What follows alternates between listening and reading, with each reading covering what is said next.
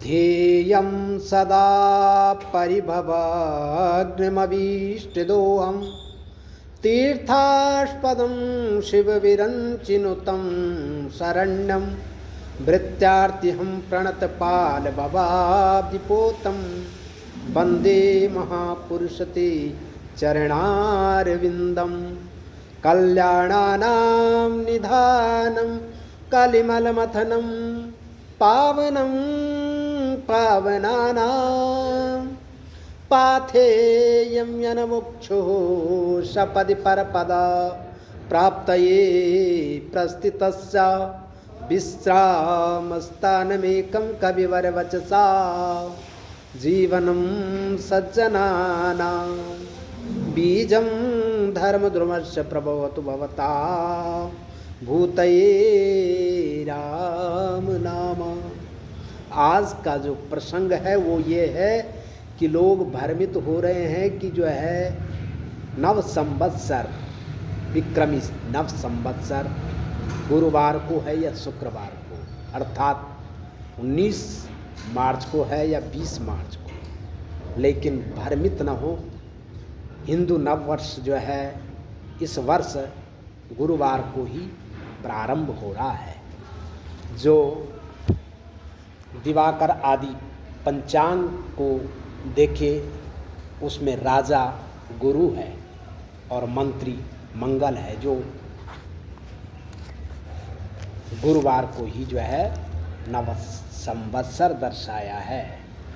लेकिन भ्रम ये है कि 19 तारीख को जो है अमावस्या है, तो अमावस्या जरूर है लेकिन अमावस्या केवल 40 पल है, अर्थात 16 मिनट है। 16 मिनट के बाद जो है फिर प्रतिपदा लग रहा है और प्रतिपदा तिथि अगले दिन सूर्य उदय को प्राप्त नहीं हो रही है। तो इस स्थिति में शास्त्रों ने कहा है कि जो अमावस्या युक्त प्रतिपदा है उस स्थिति में उसी को जो है नववर्ष मनाएं। और क्योंकि जो है निर्णय सिंधु में भी जो है बताया है, पर दिने प्रतिपदोन्त्या सत्वेतु दर्शयुतापि पूर्वे प्रतिपदा ग्राह्ये। जो अगर प्रतिपदा तिथि जो है कम समय को प्राप्त हो रही है, अर्थात अगले सूर्य उदय को प्राप्त नहीं हो रही है, तो उसमें पहले ही प्रतिपदा ग्राह्य करें। तो जो है ये जो है निर्णय सिंधु ने लिया है। और इस बार जो है नव संवत्सर जो है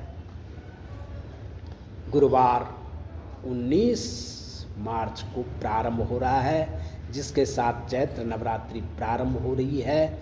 और इसी दिन जो है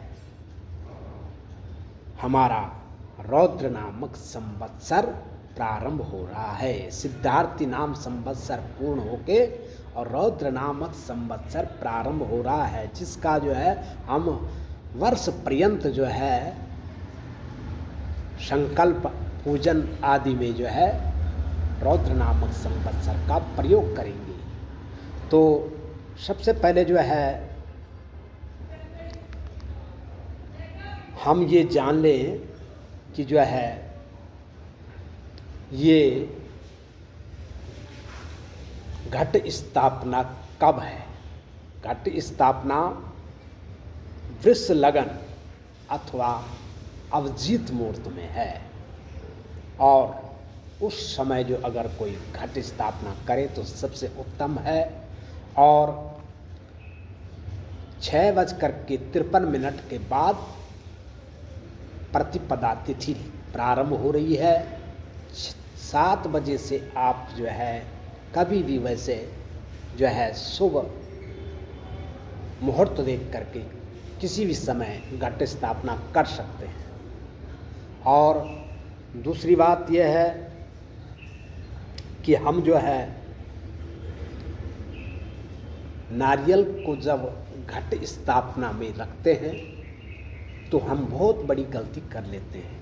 हमने बार बार जो है नवरात्रियों में जो है इसकी वीडियो भी बनाई है, फेसबुक पर भी बहुत बार समझाया है, लेकिन उसके बावजूद कुछ लोग, वैसे तो सभी जानकार है, कुछ लोग जो है गलतियां कर देते हैं और नारियल को उल्टा रख देते हैं।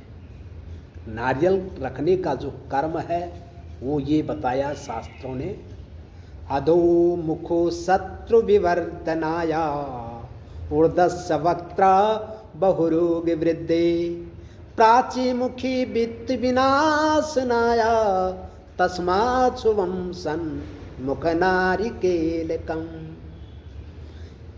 जो शास्त्रों ने बताया है अधो मुखो शत्रु विवर्धनाय, जो अगर नारियल का जो कटा हुआ भाग जहाँ नेत्र होते हैं वहाँ उस भाग को जो अगर नीचे रखते हैं, अधोमुखो शत्रु की वृद्धि होती है, शत्रु विवर्धनाया ऊर्ध्वस्य वक्त्रा बहुरोग, और ऊपर रखते हैं तो बहुत रोग होते हैं, बहुरोग वृद्धि। और प्राची मुख अर्थात पूरब की ओर उस मुख को रखते हैं तो वित्त का नाश होता है, पैसों का नाश होता है, पैसे का क्षय होता है। इसलिए तस्मात् शुभम सन्मुख, शुभ क्या है?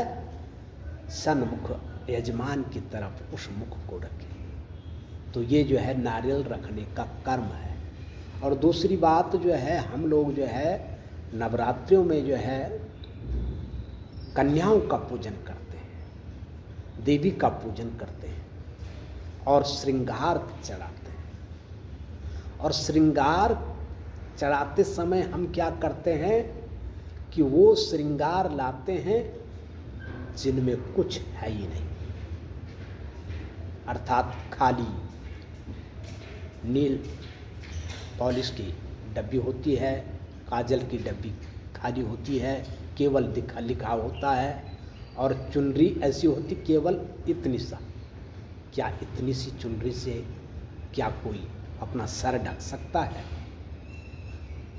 चुनरी इतनी हो, कोई भी चीज़ ऐसी हो जो प्रयोग में ला सके, और प्रयोग में न आए चीज़ और उसका दान किया जाता है तो व्यर्थ चला जाता है, उसको न देना ही अच्छा है।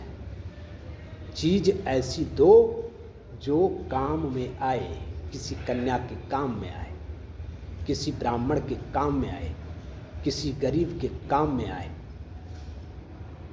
और जो अगर हम केवल दान दे दिया और उसका कोई उपयोग नहीं होता है, वो व्यर्थ जाता है, तो हमें उसका पाप लगता है।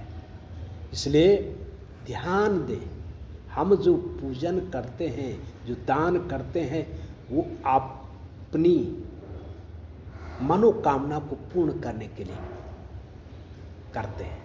और हम मनोकामना पूर्ण करने के लिए और केवल व्यर्थ चीज़ों को दें जिसका कोई काम नहीं आने वाला है, केवल कबाड़े के समान है, तो उसको दे करके कुछ फायदा नहीं है। दान वो दिया जाए जो अपने को प्रिय लगे, जो अपने को भाए, जिसका उपयोग अपने आप हम कर सके कि हम भी ऐसा उपयोग करते हैं, तब जाके दान का महत्व होता है।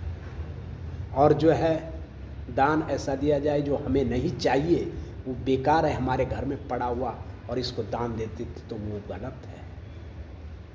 इसलिए जो है दान ऐसा दो जो उपयोग करने योग्य हो। ये इसलिए कहता हूँ कि देखते रहता हूँ कई जगह कि जो सामग्री होती है दान की वो व्यर्थ होती है। और दूसरी जो है नवरात्रियों में सभी लोग हवन करते हैं, पूजा करते हैं। पूजा की सामग्री भी शुद्ध हो और काम वाली हो। जैसा कि तिल आजकल जो है ऐसा आ रहा है जो पुराना आ रहा है, जिसमें एक भी दाना साबुत नहीं है, और तिल का नाम। क्या आप उस तिल को जो है अपने लिए कुछ खाने के लिए बना सकते हैं? नहीं। तो फिर हवन में क्यों डालते हैं? यज्ञोपवीत ऐसा दिया जाता है जो पहना ही नहीं जाता। जब हम उसको पहन नहीं सकते तो देवताओं को कैसे चढ़ा सकते? कई चीज़ ऐसी है जो उपयोग में न आने वाली हो और उनको हम देव पूजन में, दान में, परोपकार में लाते हैं कि हम परोपकार कर रहे हैं, हम लोगों को चीज़ दे रहे हैं, वस्तु दे रहे हैं। तो इसलिए जो है दान वो करे जो अच्छा हो और दान गुप्त करे। गोप्यम गोप्यम महागोप्यम गोप्यम गोप्यम पुनः पुनः, अर्थात गुप्त रखे, दिखाए ना, दिखाव न करे, उसका बखान न करे। दान वही श्रेष्ठ है जो दे दिया उसके बाद पश्चाताप न हो, दिखाव न हो, केवल जो है परोपकार की भावना से हो। जय श्री राम। श्री राम जय राम, जय जय राम। श्री राम जय राम, जय जय राम। श्री राम जय राम, जय जय राम। श्री राम जय राम, जय जय राम। श्री राम जय राम, जय जय राम। श्री राम जय राम, जय राम। श्री राम जय राम, जय जय राम। जो है 2 दिन से जो है राम कथा नहीं चली, शाम को लाइव में चलाएंगे, क्योंकि जो है पहले दिन हमने जो है एक दिन पहले परसों जो है बेलपत्र के बारे में दृष्टांत दिया था, जब प्रश्न किया किसी ने, और कल पाप मोचनी एकादशी थी, उसका महत्व सुनाया। तो आज जो है ये प्रतिपदा के बारे में भी जो है लोगों की धारणा थी, लोगों के फ़ोन आए कि कब है, क्या है, तो फिर जाके ये भी बनाना ज़रूरी था। और राम कथा 2 दिन से छुट्टी है, आज जो है कोशिश करेंगे कि शाम के टाइम जो है 4-5 बजे जो है लाइव आएंगे और कथा जहाँ से प्रारंभ होनी है वहीं से करेंगे। कथा को हम 2 दिन 3 दिन विराम दे सकते हैं पर उसको छोड़ नहीं सकते हैं, वो निरंतर चलेगी। जय श्री राम।